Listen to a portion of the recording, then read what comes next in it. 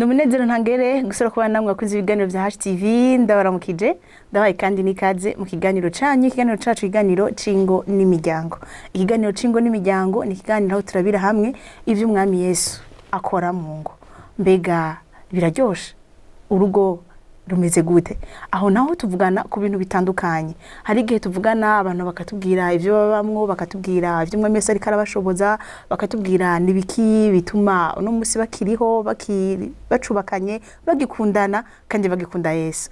Uno musi kandi tugomba tubabwire ku kindi kintu kimwe, ico naco kivuga ngo ni igiki umugabo yiteze ku mugore wiwe.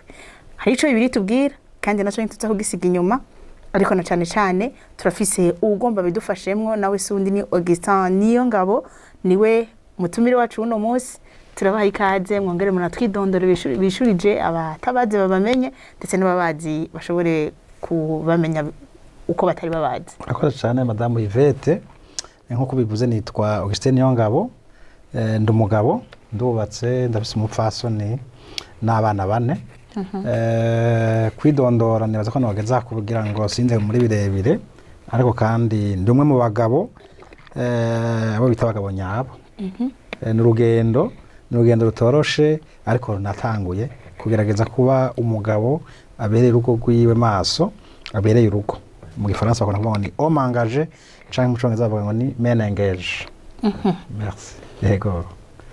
Murakoze cyane mwakoze kwitaba bitumire bwacu, ariko tukingaho nyene nashaka kubaza bega umugabo nyawe mwatubwiye mu Gifaransa ico bisigura no mu Congereza ico bisigura arangwa niki? Abatari bake baragerageje kuraba ibiranga umugabo nyawe. Ibi byaje kubera ko murabona ko mu ngo hariho inshingano z'umugabo, hariho n'inshingano z'umugore, hari nizo usanga bahurira ko bose. Umugabo nyawe ikintu cyambere kimuranga ni ingene afitaniye ubucuti n'imigenderanire n'umufasha wiwe, umupfasoni wiwe. Ibyo navyo biza mu byo twita kugabura ibikorwa. Kugabura abantu benshi bumbirije umenga ni kimwe guteranya kimwe canke bitanu kuri bitanu. Oya, ni ingene yitwararika mbega mu rugo rwanje ibyateza gukorwa byakozwe nande, hakabamwe nawe ibyo akora kugira ngo urugo rwiwe urugo runezereye, urugo ruryoshe. Ica kabiri hariho ibyo Bibiliya ko Bibiliya ntibisiga inyuma isaba umugabo gukora.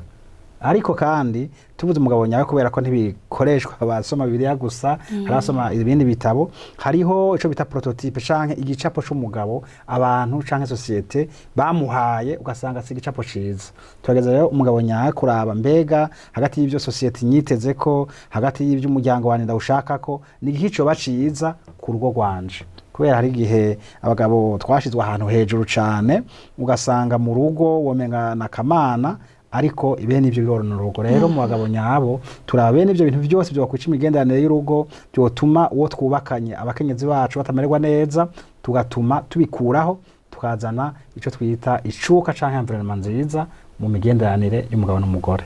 Novuga ivyo kuko ni ibintu byagutse, ama principe hari ivyo n'igihugu kidusaba. Iyo umuntu agiye kuragana abaragana hari ivyo igihugu gisaba umugabo. Ugasanga rero bavuze ngo no mutwe, amaze kuvuga ngo no mutwe ukamenga yabaye umutwe b'amaboko n'amaguru. Umugabo umugore nawe hari uko amategeko, hariho uburenganzira amategeko amuha. Nogezaho no kubahiriza amategeko muri make, no kubaha Imana, no kumenya ko urugo ari urugo rwawe kandi ushaka urugo rwiza. Cyo twindaho nyene rero cyo tuvuga ngo bafasoni no mu gihe isi yose ikirahimbaza muri rukuno kwezi ngo kwezi kwahariwe abakenyezi. Cyo tuvuga rero ngo turafise kandi ivyo dutegezwa gukorera abagafasha bacu, abagabo bacu n'ibyo Imana itwitezeko. No munsi umugabo nyawe arafise ivyo ashaka gukora kugira umukenyezi amererwe neza mu rugo, aryoherwe, urugo ruryohe. Mbega abakenyezi nabo mwebwe abantu b'abagabo mwamwiteze ko babafasha iki? Mwamwiteze yuko mubiteze kwiki? Urakoze cyane. Kumbure umugabo yiteze ibindi ntaza kuvuga ze kumbabarira. Hariho ivyo jewe kumbure niteze kubera bihuye n'ingene kahise kanje kagenze, ivyo ntarose. Nkaje nabuze mama nkiri muto, akeneye umugore aba nka mama asubira mama. Ibyo hari abagore, hari abagabo batavyiteze kubera ko mama babo bakibafise. Ariko hariho ivyo abagabo bose twiteze cyane muri rusangi. Icambere abagabo abo benshi tumaze kuvugana uhereye no kuri je turakunda icubahiro, kubahwa, le respect. kandi ngiye no muri bibiliya usanga bibiliya isaba umugore ngo bagore mwubahe abagabo banyu, niryo tegeko abagore bahawe. Rero ico ni ikintu nabonye gikomeye cyane, ndamaze kubona uburero butari bwiza, aho usanga hariho abakenyezi, hari abagore bagomba ngo abapfasoni batubaha abagabo babo, birabishe mu rugo, ntibiryoshe.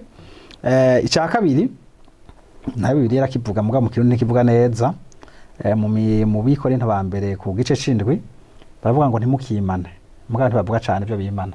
Mu gifaransa bavuga neza, ne privez pas ton corps à ton conjoint, ntiwi mu mubiri wawe umugabo. Kubera ko ndiko mbwira abantu kumbure televiziyo baba harimo abana, reka mvunagure, ariko bibiliya iremerera umugabo n'umugore bubakanye ko atawobera intambamye wundi mu kumubera igitsitaza. Ico ni ikintu mvuze cyane, kubera ko biri mu bishobora konona imigenderanire y'urugo. Iyo umwe abaye intambamye wundi akamupriva ibyo yategeza kuba afise. Paulo we yaravyanditse neza, aravuga ngo umugabo, ngo umubiri w'umugore uganzwe n'umugore, umugabo w'umubiri w'umugore uganzwe n'umugabo. Aho umuntu atabiravye neza womenga yakabije, ariko ni kubera ko umenga n'umu esclave, ariko arahinduka aravuga ngo nawe w'umugabo nawe uganzwe n'umugore. Ni ukuvuga niba ari esclave wawe nawe uri esclave yiwe. Donc ashaka iyo migenderanire y'umugabo n'umugore ihagume, ntihagire uwikunda gusumba uwundi. Ico ni ca kabiri. Icya gatatu nibaza gikomeye cyane, murabona twebwe turakeneye ko urugo icyo bita urutonde, ordre. Abagabo benshi batera desordre, ugasanga ibintu byabo bitondesha, harimo kumbure no kutagira umwanya munini, ariko arakeneye ko mu rugo rwiwe asanga ibintu bitonze, hari amahoro atekanye. Yego, kandi musanga mubizi no mu ahantu hari amahoro nta kintu kitakunda, haba akabebe, haba umuntu akuze, abantu bose barakunda ahantu hari amahoro. Rero umugabo aritega ko ataha mu rugo agasanga hari amahoro. Ntasange hari amarira, ntasange hari ibibazo cyane cyane amadomande, donc asanga hari liste y'ibintu, uvuye mu bindi bibazo ugasanga ugeze mu bindi bibazo, ntibiba byoroshe. Ego urakoze cyane kuri ibyo tubwiye bitatu. Ni navyo twashaka kuca dusubira twimbe gose, tumenye ngo ivyo bintu bitatu abadamu canke abakenyezi bariko baratwumviriza bumvise ko ari byo abagabo bakunda. Mugabo nani ivyo bintu bitatu, mbega umugabo we ntaca afise asabwa akora kugira ngo bikunde bibe perfect, bitese bimere neza. Urakoze cyane. Niyaza ko ibyo twiteze nawe arafise iyindi liste y'ibindi bintu byinshi biteze. Kandi tutaraja aho bibiliya yabwiye umugore ngo yubahe umugabo, umugabo bamusabye urukundo. Niyaza ko hagati yo kubaha no gukunda sinzi neza ikigoye, mugabo gukunda ni ikintu gikomeye cyane. Ikintu gikomeye cyane, umuntu udakunda, umuntu udaha agaciro, umuntu utumviriza, kumusaba kumwubaha, mbona umusabye birenze cyane. Rero abagabo nabo hari ico bitezweko, twitezwe ko dukunda abagore bacu, kandi niyumvira ngo nta muntu wokunda ngo areke kukubaha. Ikibazo rero cyabaye mu ngo nuko twashatse kubahwa, umugabo urukundo tutarufise. Abagabo batari bake maze iminsi n'abandi dusanga dukorana, haba mu mashirahamwe y'iryo nkoreramo Greenland canke mu bagabo bafashe intumbero yo kuba abagabo nyabo, twiyimbira ico kibazo, ni gute uno munsi usanga ingo zitameze neza. Kandi nagenda kubwira ngo kutamera neza k'urugo n'uguhomba kw'igihugu, n'uguhomba kw'amashengero, n'uguhomba kw'imiryango. Nama mvuga ngo urugo rwanje rurimo amahoro make, hariho amahigwe menshi atari meza ku bana banje kutazogira ingo nziza. Rero kugira urugo rurimo amahoro, kugira urugo umugabo yubaha umugore, kugira urugo umugabo akunda umugore wiwe, birafise ingaruka nziza ku muryango no ku bana tuzovyara. Ico ni ikintu gikomeye cyane, nibaza ko gikomeye kubijanye n'urutonde no gushiraho urutonde mu rugo. Nibaza ko gushaka ko haba urutonde nibyo natwe ko tugerageza gushiraho urwo rutonde.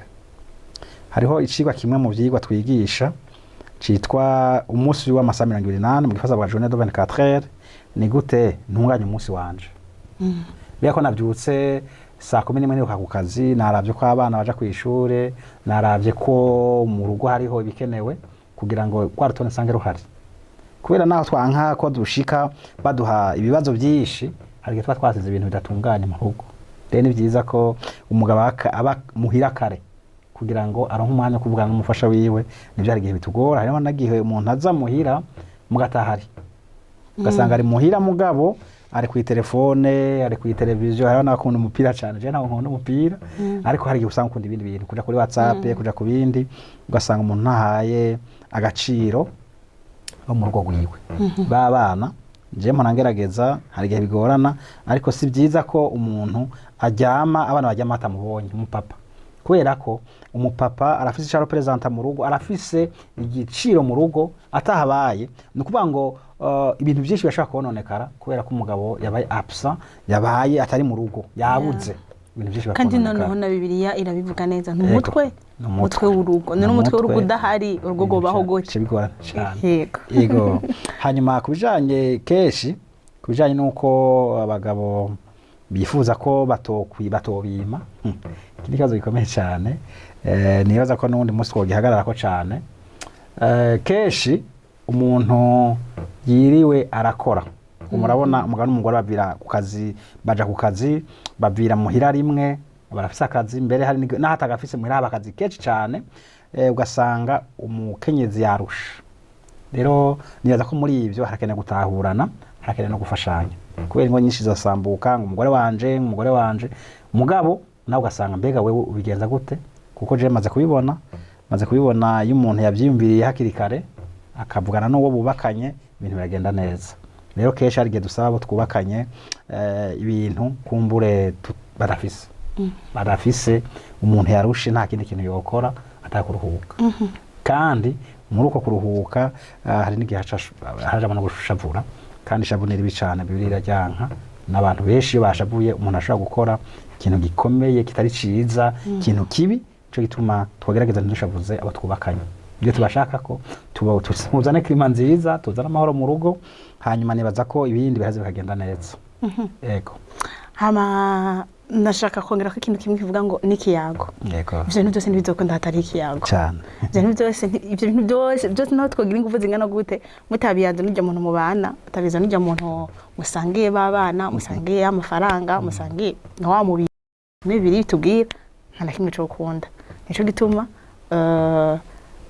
hari igihe abantu bibaza aho biriko birapfira bakahabura ugasanga ni kubera ko batayazi no mu gihe mu kiyago naco nindi sije ndende tutotebako harabaho ivyo bita ama interference hari igihe mutabihuriza ko ugasanga birasaba ko mubishira ubundi munsi kugira mushobore kubiyagako mugabo na cyane cyane nari ndakivuze kubera iyi ntuzanya ya gatatu avuze ati ntimukimane ijambo ry'Imana niko rivuga kandi hariho ibindi bintu byinshi pake twavuga ati hari ibintu byinshi biza imbere kugira ngo uwo muntu nawe none wewe wavyumvire kuva mu gitondo nawe ntigeze avyumvira ni gute uca ushaka yuko avyumva uko uvyumva minimum mwari kubipartager mukabiyaga kugira nawe aheza avyumve uko wari uvyumva ni birebire ni byinshi ntanivyo twomara ariko tubatera tubandanya na kino kiganiro cacu twashaka kuvuga ibi bintu none twobishobora gute mugabo mugore mupfaso ni kuri twumviriza uwo bishobora gute nashaka ko n'umunsi ko tuvuga abakenyezi n'ibiki abagabo bitezeko reka tuvuge ngo ni gute rero twe abakenyezi twobishobora adufashe Augustin murakoze cyane kimwe muhaje kukivuga iki kintu cyitwa ikiganiro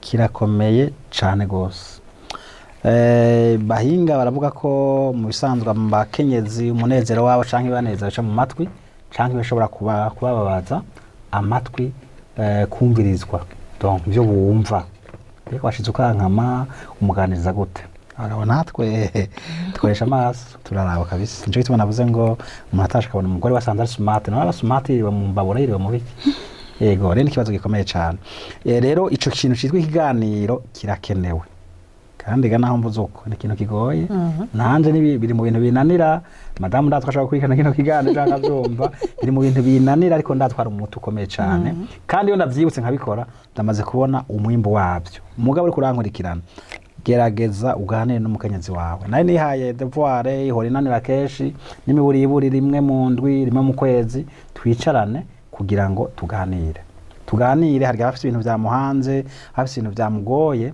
duheze tubiganire rero ababishoboye bo bikora ni ikintu ciza cyane ico ni kimwe muri rusange tugira nyene nashaka abantu bariko baradukurikira umuntu wese arafise uko yo bitunganya nimba no musi ubona uti biko bipfira ukaba wabonye ko bipfira mu kiganiro ntitufise ndavuga gute ntitufise ukungene tuvuga bingana abagabo hari abagabo batavuga hakaba n'abagore batavuga akoresha majeste ababe yego mbega n'ibiragi yego bavuga nk'ibiragi mugabo hari n'abadamu batavuga bavuga nk'ibiragi nyine usanga ashavuye byo ntaza kuvuga ariko ikintu gikuru kiruta vyose nuko mubanza kumvikana yuko ingwana dufise nuko tutavugana muhejeje kuvyumvikana muca mugenda mwicare kujya mwicara mukagira stock mukandika tuzogira umuceri n'ibiharage muragirana rero na plan ingene mwuvugana je wacu tuvugana ku munsi après la journée haba habaye ibintu byinshi turagira évaluation de la journée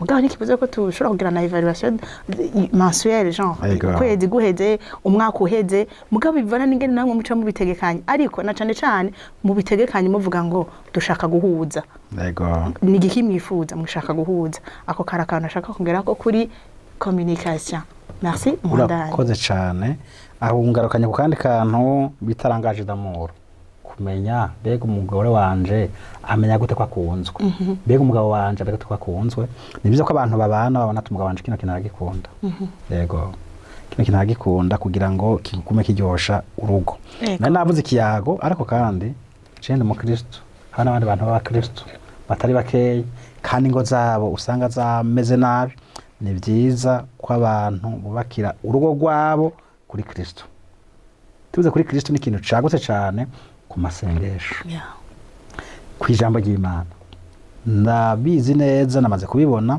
ukagira amahirwe wa mugabo ari kuranyumviriza ukagira amahirwe ukagira umugore asenga apana yerera asenga ko ari abantu bagenda ngo bagiye gusenga batagiye gusenga ega abantu basenga birimo ibyimburwa birimo umwimbu mwinshi cyane umukenyezi asenga hariho ayo masengesho icahindura muri we arahindura inyifato arashaka gusa na Kristo uko ashaka gusa na Kristo niki ibintu bigenda biba byiza gusumba rero numva dufashe communication ni kimwe gishobora kudufasha amasengesho ni ikindi gikomeye cyane kandi apana amasengesho yo mu kirere amasengesho arimwo ijambo ry'Imana kumenya ijambo ry'Imana nimba twavuze ngo bagore mwubahe abagabo banyu none natasoma Bibiliya azabimenyera hehe ico ni kibazo gikomeye cyane rero hariho ni aho mvuze bikeya hariho n'ayandi majambo menshi muri Bibiliya atera umunezero ukamenya ko kuraka byirukana Imana umugabo amaze kubimenya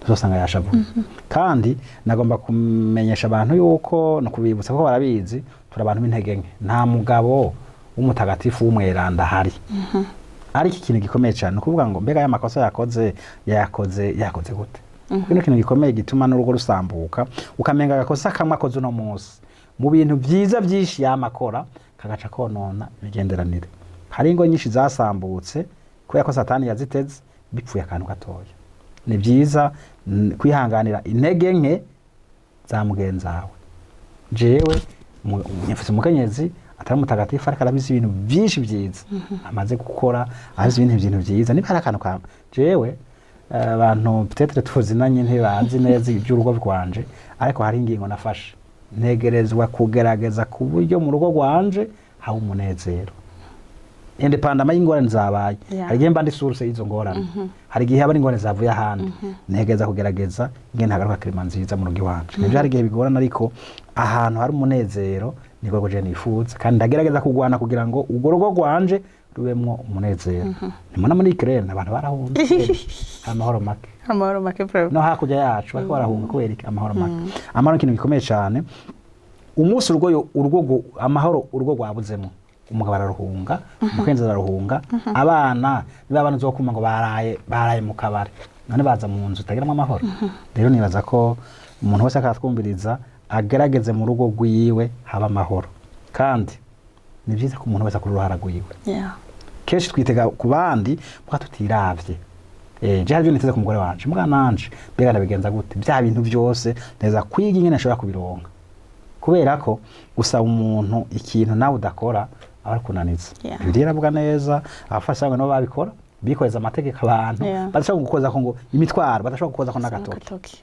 kenshi nuko tubigenza ushaka umugore akubaha wewe uramwubaha uramwubahiriza mbega nta bintu byatumye atakubaha cyo n'ibintu biba bikomeye cyane nibaza ko nk'abakristo nibaza ko nk'abantu bakora twumviriza urugo rwiza ibyo ndabivuga kubera ko ndabizi ni ijuru ijuru nta muntu uja mu ijuru ubwo gwiwe utameze neza kubera ko iryo jambo nayo itahuye cyane ujyaguye ahantu umuntu afise imigenderanire myiza n'uwo bubakanye gusenga biramworohera ariko utamigenderanire wosenga uvuga bwira Imana gute yego nuko numva novuga tuni twakomunika tugasenga tukubahana nibaza ko ingo zacu zoba amahoro. Amen. Nakoze cyane tutera tunasozera kino kiganiro cacu twashaka dusozere tuvuga ngo none ivyo bintu iyo bidahari mu rugo nk'umukristo wabibonye hariho ibintu bimwe bidahari uca nk'uri umukristo mbega ca dukora iki nihe nyifato umugabo acagira iyo umugore atakoze vya bintu byose yategetswe gukora. Yego namwe kuvuga ko ata muntu w'inkomeza baho icambere no gutahura cyo ikintu gikomeye cyane gutahura ko burya ikintu nabonye kigoye cyane no kugwana n'intambara umuntu atamenye neza iyo yajipfa. Ni byiza ko umuntu atohoza akavuga ati kino kibazo kifatiye ku kico cyambere kumenya umuzi w'iyo ngorane shaka binama tukivuga jewe ndashobora kuba misagaze keshi mugabo bitameze neza cya kumavi senga hama ikintu gikomeye cyane hari gihe umuntu ashavura agashavurira umuntu atabizi cyo ni cyaha uri kuribabaza bwira uwo muntu mwubakanye ikintu kikubabaje n'ikintu kitagenda neza. Hari akantu wacishijemo ngo amafaranga yanje sindi ko abagabo benshi amafaranga n'abagore bayasangiye mugabo gerageza nimba hari akantu kose uzi mugasangire mugabo yarambye ati ntawo sangira konte n'umugore ko abagore bagira amadepense menshi bagura utuntu twishi mugana mubariye nti igihe cyose uzomuzoyisangira azoyamara hanyuma ikindi gihe azomenya nyina yajera ukaza gwaza fusa amafaranga udafise. Rero numva icambere nuko abantu bo kwizigira Imana bagasenga urugo rwatangujwe n'Imana ko biri tubarira kandi utemera Imana arazi ko ibintu byiwe atabivukanye umugore aragiye kumurondera nahe vuga ngo ubwenge bwiwe bayimuhaye hari abandi bafite ubwenge batabarose. Rero kubera ko urugo rwatangujwe n'Imana nivya ko urugo turushira mu minwe y'Imana tukarusengera tukaja inama nabo twubakanye kandi tukaheza tugasoma n'ijambo ry'Imana. Yego nuko numva no hanura bariko baratwumviriza kandi mvuga ngo urugo rwiza rurarondegwa umuntu ntiyicare ngo urumva ngo umugore naramurose umugore waramurose muga kumuzigama kumubungabunga kugumana kudasaza n'ingoga kumufasha kugira ntasaze n'ingoga asazishwe n'ivyimviro cyo bavyiza no kumenya mbega uwo twubakanye akeneye iki nigi kimunezera nigi kimubabaza harige tubimenye ugasanga byatugoye ako ni byiza cyane ko tubimenye. Urakoze cyane urakoze ku byo mutubwiye kandi Imana ibahezagire. Amen. Imana ibahezagire kandi mwadutumira none musi tuzokwitaba. Amen. Imana ibahezagire. Amen. Nkuko muhejeje kuvyumva ibyo tubwiye ni byinshi kandi ni byiza. Urashobora kuba umukenyezi utaruzi ibi bintu ko biri ari byiza canke biryohera abagabo biraryohera abapapa kubahwa ko usanga mu rugo hari urutonde hari isuku hasa neza biraryohera abagabo kandi hari n'ibindi byinshi mwumvise yatubwiye biryohera abagabo mugabo urashobora gusanga atavyo uri kurakora aho naho mwumvise ibanganiriye menya yuko dushobozwa byose na Kristo aduha inkomezi uwo nawe tumuronkera ku mavi tangura gusenga ubwira Imana uti Imana ibi bintu je none ko bitameze nkuko nabishaka ngira iki Imana izo guhishura izo guha izindi nguvu izo guha izindi muwayanze kubikora kandi ubikore neza urugo rwawe rucirumera neza. Umugabo wazo gutangarira asigara avuga ati mbega ko hari ibintu byahindutse ashobora kuba atanabikubwira mugabo avuga ati je ibyo wande byarapararanganye ndiko ndasenga Imana azoca yishurwa amasengesho. Urashobora kuba umugabo nawe kura dukurikira wari ubishaka ko bibukoye kandi wanagerageje byanse nawe urahamagarirwa kuja ku mavuga sengero umukenyezi Imana yaguhaye nuwo batubwiye ni juru ni umunezero ni bya bindi byose byiza twifuza mu rugo rwacu kandi byose tuzobishobozwa na Kristo kuko niwe wenyene azoduha inkomezi zo kubaka ingo zacu zigakomera izo rero nizakomera tuzoba mu miryango imerewe neza abana bacu bazomererwa neza ejo tuzogenda gusaba mu zindi ngo zimeze neza hama twubaka ishengero rimeze neza cyo tuba mu gihugu kimeze neza ubuntu bw'Imana ugwire mu ngo zanyu no miryango yanyu umwami Yesu abahezagire.